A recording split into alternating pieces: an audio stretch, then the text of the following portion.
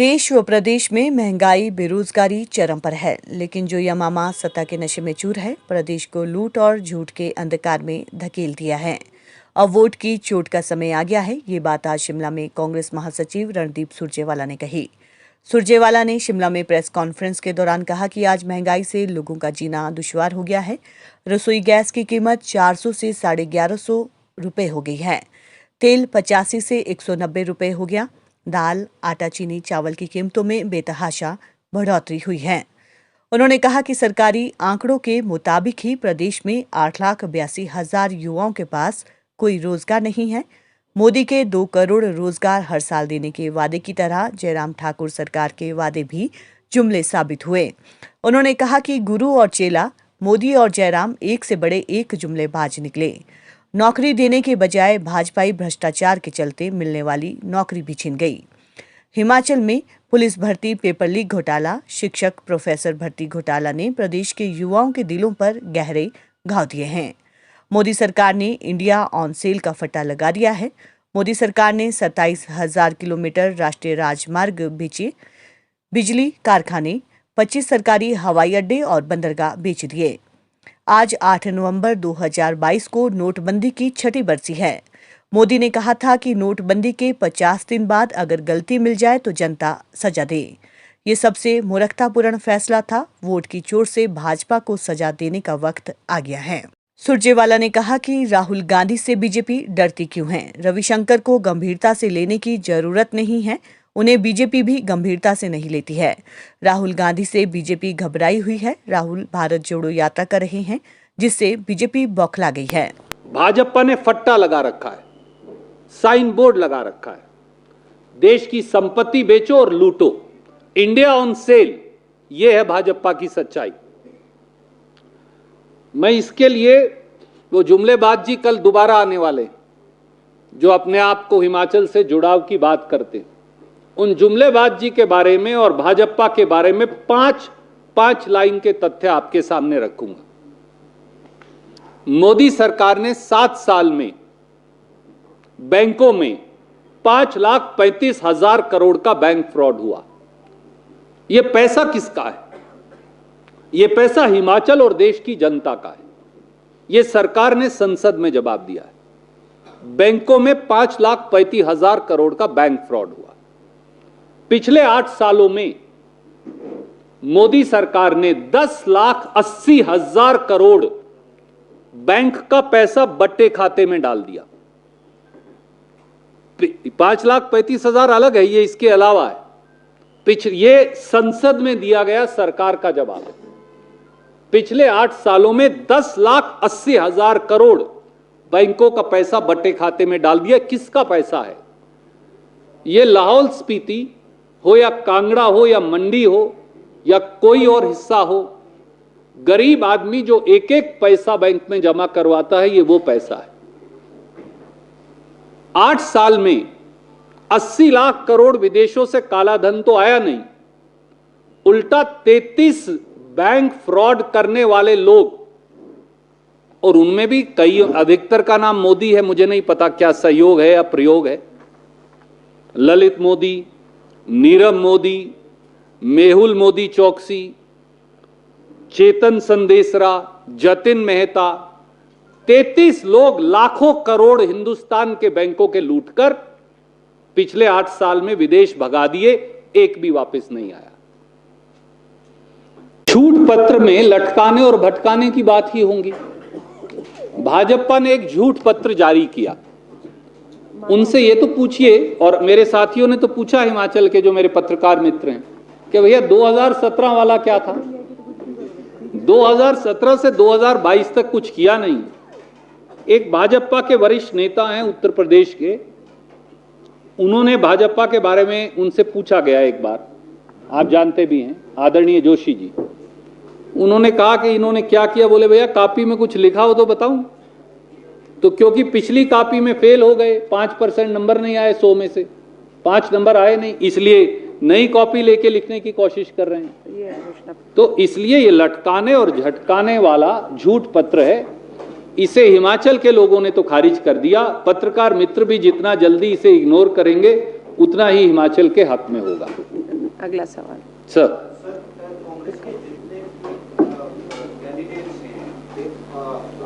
भाजपा लटकाओ और भटकाओ पार्टी है, ये हम सब जानते हैं।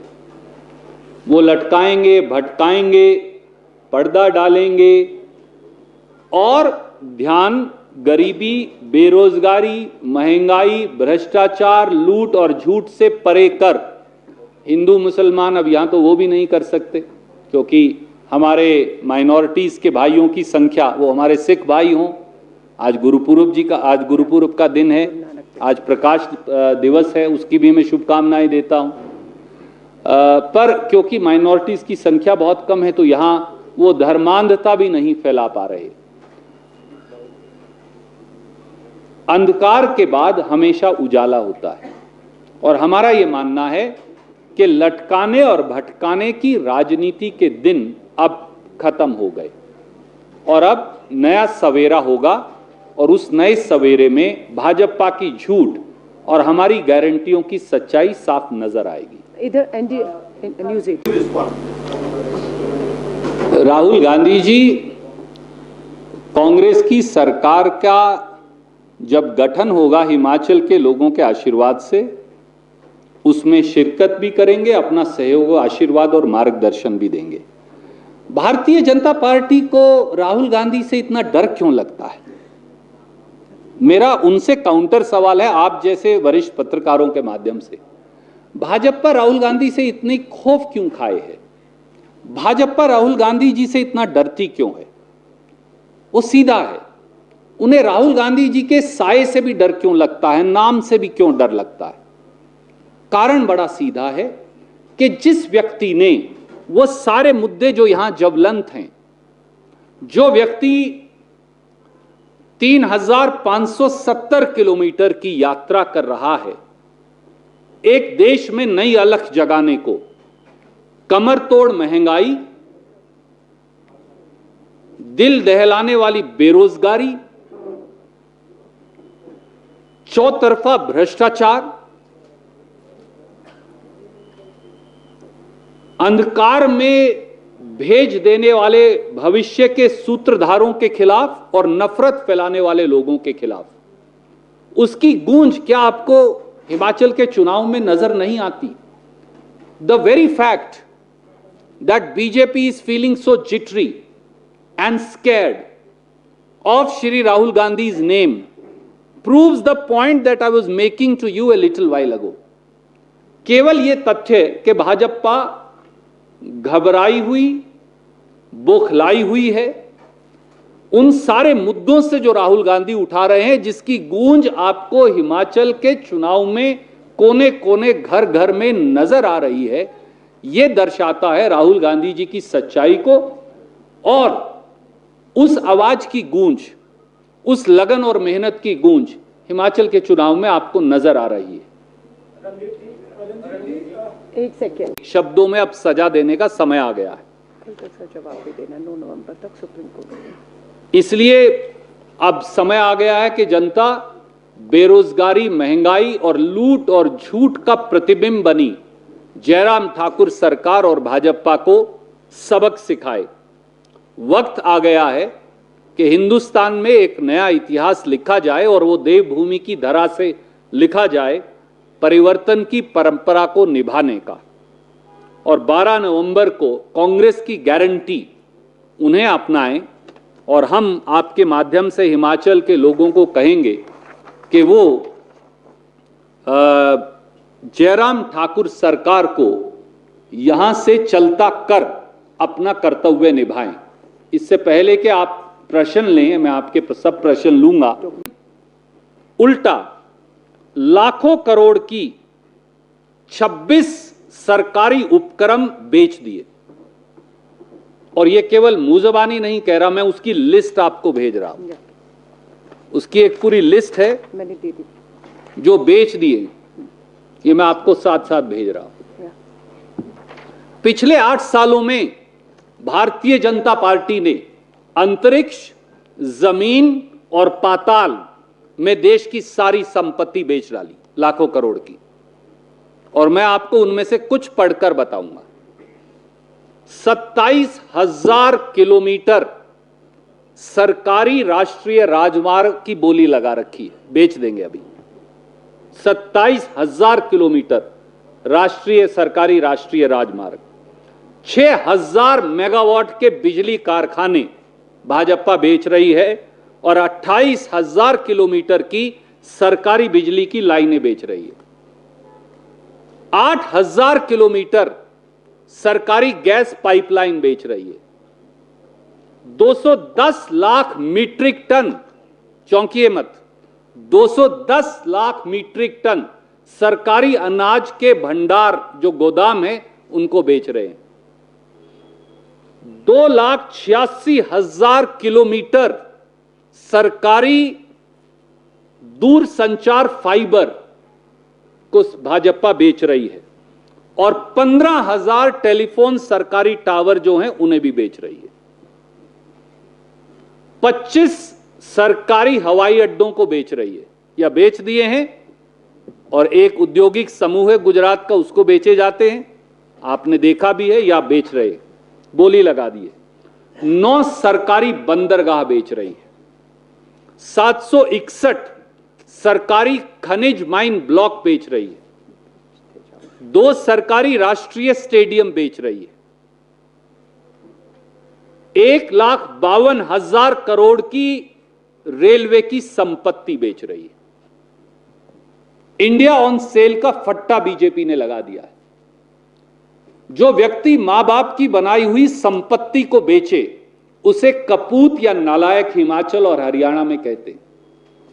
तो ये 75 साल में जयराम ठाकुर सरकार और दिल्ली के इनके गुरु, ये देश की सबसे नालायक, निकम्मी और नाकारा सरकार साबित हुई है।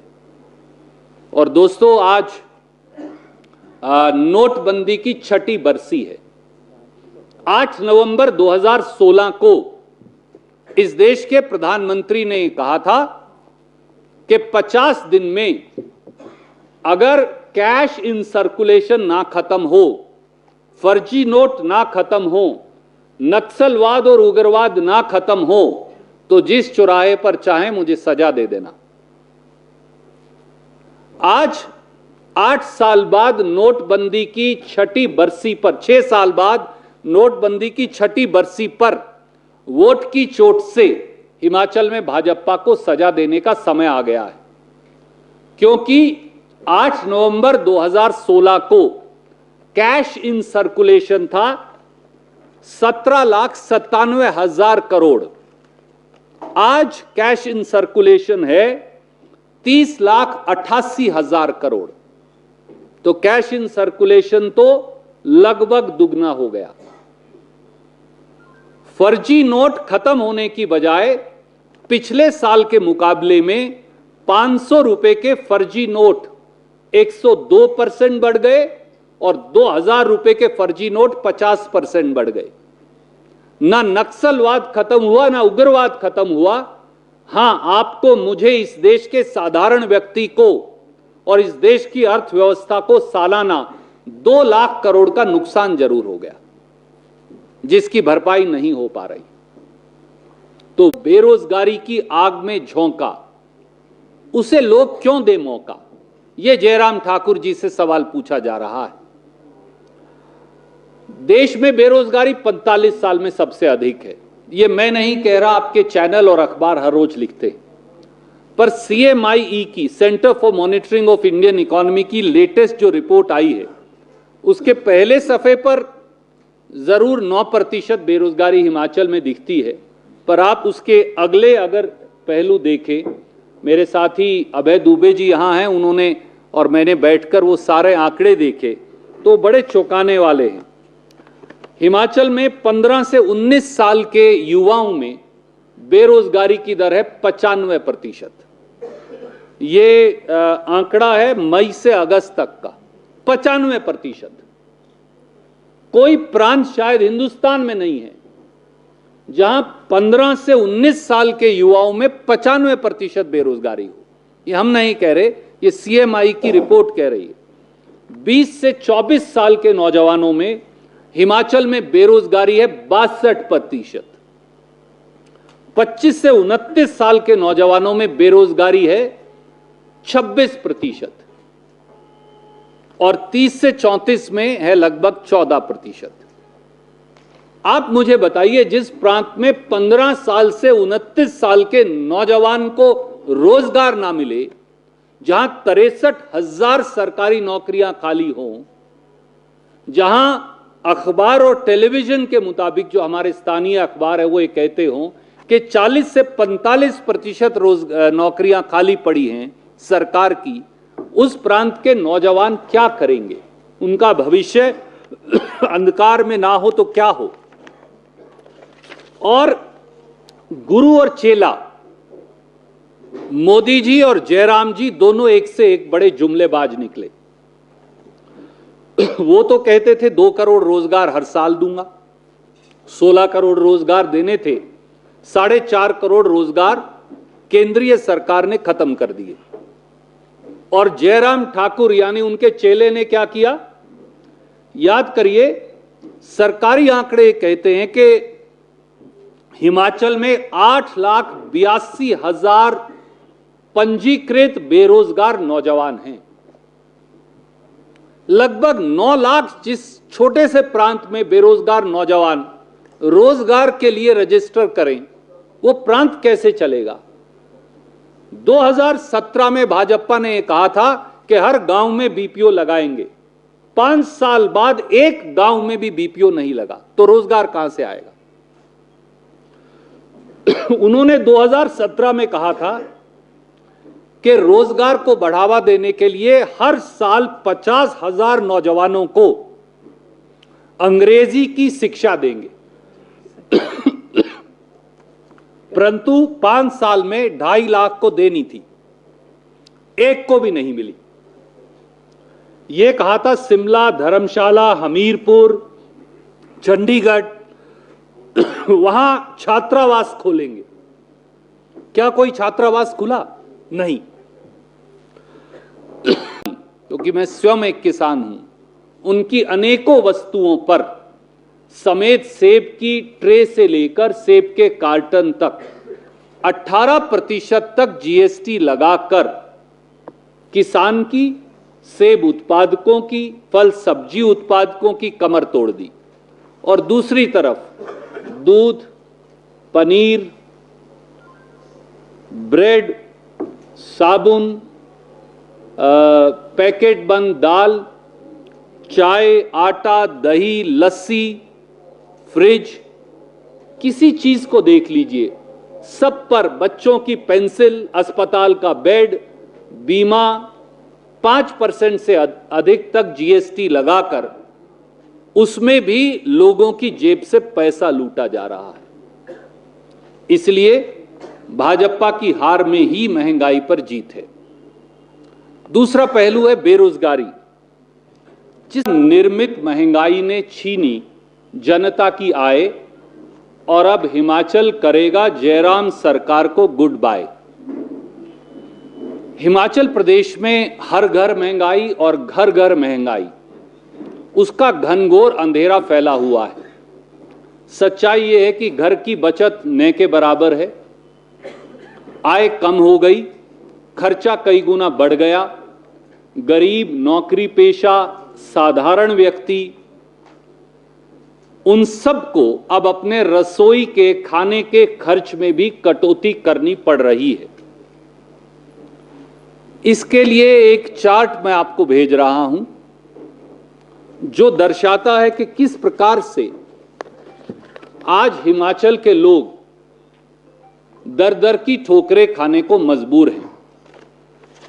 रसोई गैस का सिलेंडर 414 रुपए का था जब कांग्रेस ने सरकार छोड़ी, आज 1,098 रुपए का है, 165% बढ़ोतरी। पेट्रोल 71 रुपए लीटर था, आज 97 रुपया 58 पैसा है। हिमाचल में 1150। हाँ, 1150 हो गया, माफ कीजिए, वो तो और ज्यादा हो गया। तो वो 165 की बजाय भी 180% होगा। पेट्रोल 71 रुपया था, अब 97 रुपया 58 पैसे हो गया, लगभग 37.5% की बढ़ोतरी। डीजल 55 रुपया था, अब 83 रुपया 36 पैसे हो गया, लगभग 51.5% की बढ़ोतरी। कमर्शियल गैस सिलेंडर 1409 रुपए का था, आज मुझे बताया है कि 2200 रुपए से ज्यादा का हो गया, लगभग 52-51% की बढ़ोतरी। खाने का तेल 85 रुपया से 190 रुपया के करीब हो गया, 10-15 रुपया इधर हर जिले के साथ थोड़ा बहुत वेरी करता है। 123% की बढ़ोतरी। आटा 18 रुपया से 35 रुपया हो गया, 2-4 रुपया कम ज्यादा जिले वाइज है, लगभग 95% की बढ़ोतरी। तूर दाल 73 रुपए से 110-115 रुपया हो गई, 56% की बढ़ोतरी। चीनी 21 रुपया से 45-50 रुपया हो गई, 114% की बढ़ोतरी। चावल 22 रुपया से 38 रुपया हो गया, लगभग 72% महंगा। महंगाई अब हिमाचल जैसे साधारण जीवन यापन करने वाले प्रदेश के लोगों के लिए अब एक नासूर बन गई है और जानलेवा साबित हो रही है। और यही नहीं, ओल्ड पेंशन स्कीम के खिलाफ है, भाजपा ओपीएस की विरोधी है। आपने उसका एक नजारा शायद उस वीडियो में भी देखा। कांग्रेस पार्टी ने ओल्ड पेंशन स्कीम छत्तीसगढ़ और राजस्थान में लागू कर दी है और वहां मिल रही है, तो फिर इसमें अतिशयोक्ति का कोई प्रश्न पैदा ही नहीं होता। धन्यवाद। मैं आपसे भी पत्रकार साथियों का